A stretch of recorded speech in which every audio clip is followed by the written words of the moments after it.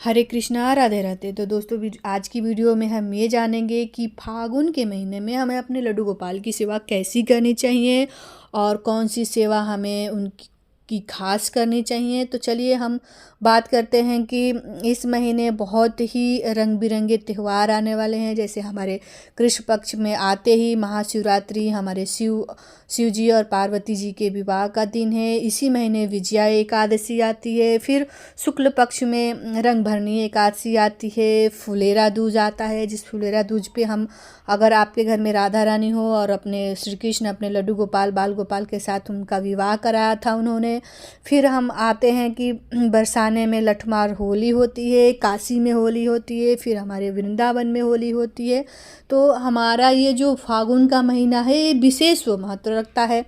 तो हमारे घर में अगर बाल गोपाल हैं, हमारे घर में शिव जी की शिवलिंग है, तो हमें उनकी हर एक दिन विशेष अलग अलग तरीके से सेवा होती है।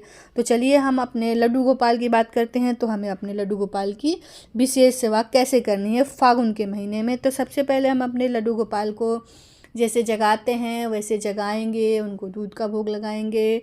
और कहा जाता है कि फागुन का महीना एक अलग ही विशेष महत्व रखता है। हम अपने लड्डू गोपाल को रंगों से नहलाते हैं, गुलाल से नहलाते हैं, फूलों से नहलाते हैं।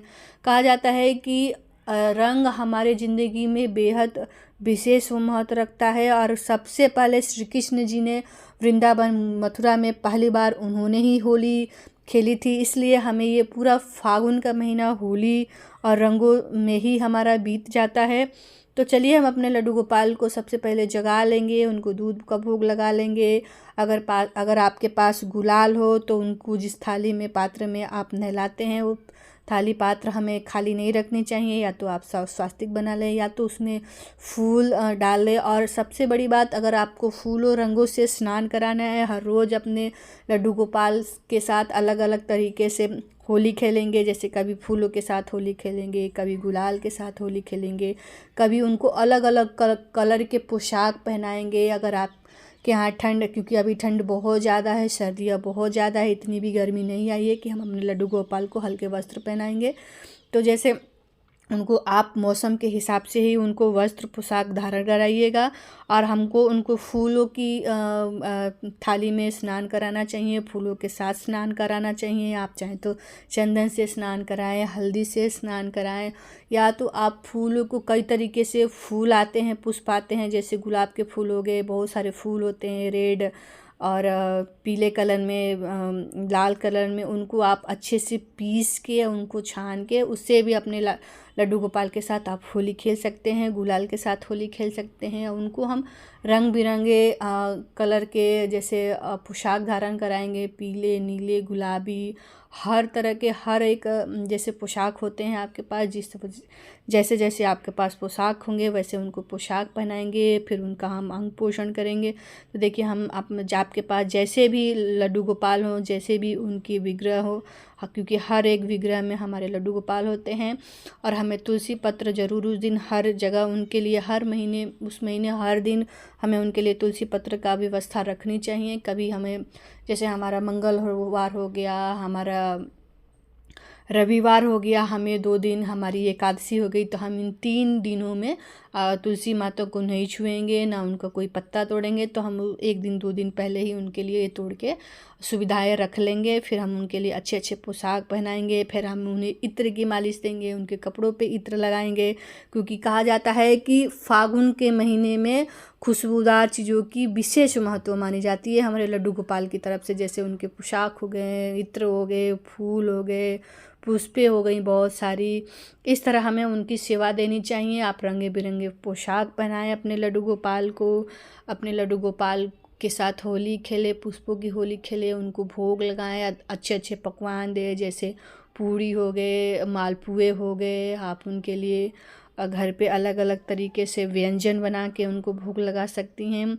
और कहा जाता है कि सबसे पहले हमारे श्री कृष्ण जी ने ही ये होली खेला था, इसलिए हम ये माता सरस्वती जैसे हमारी बसंत पंचमी हो गई, उसी दिन से हम ये होली का प्रारंभ करते हैं। जैसे हमारे ब्रज में हमारे बसंत पंचमी के दिन से ही वहाँ होली खेली जाती है और हर एक दिन होली खेली जाती है पूरे 40 दिन तक, 40-45 दिन तक लगातार हमारे वृंदावन में, हमारे ब्रज में होली खेली जाती है। हमारे बांके बिहारी के मंदिर में आप देखे होंगे या आपके पास बहुत सारी वीडियो आई होंगी, बहुत ही भव्य सजाया जाता है पुष्पों से और गुब्बारों से। उनकी हर एक मंदिर को बहुत ही खूबसूरती के तरह से उनको सजाया जाता है।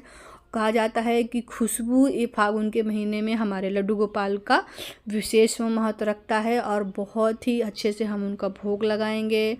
भोग में आप कुछ भी भोग रख सकते हैं। आप अपने लड्डू गोपाल के लिए दूध का भोग लगा सकते हैं, ड्राई फ्रूट्स का भोग लगा सकते हैं, उनको दिए दिखाएंगे।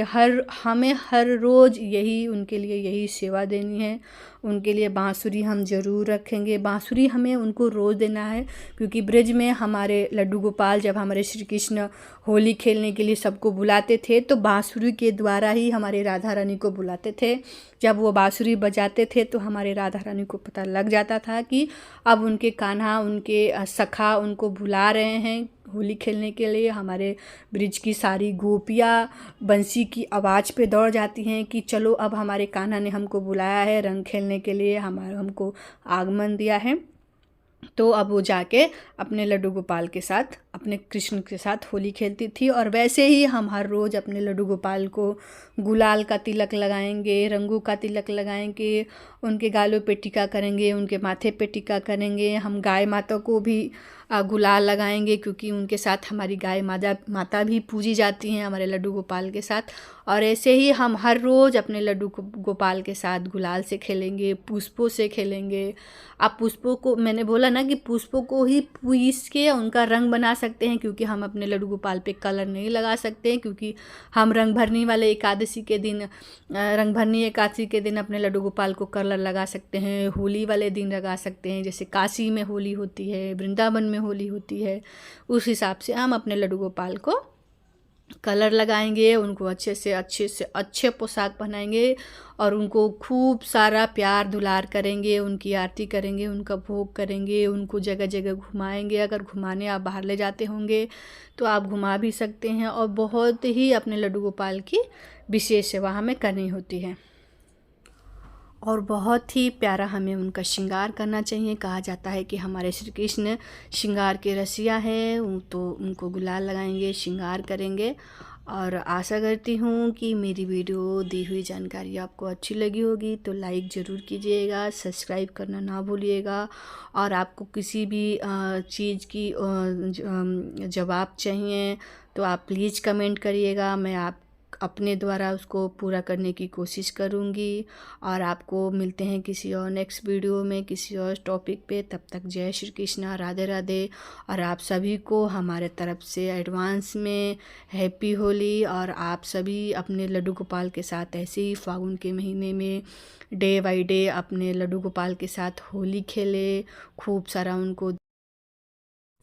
उनको दुलार दे, प्यार दे। और आप सभी को मेरे तरफ से होली की ढेरों सारी शुभकामनाएं। जय श्री कृष्णा, राधे राधे।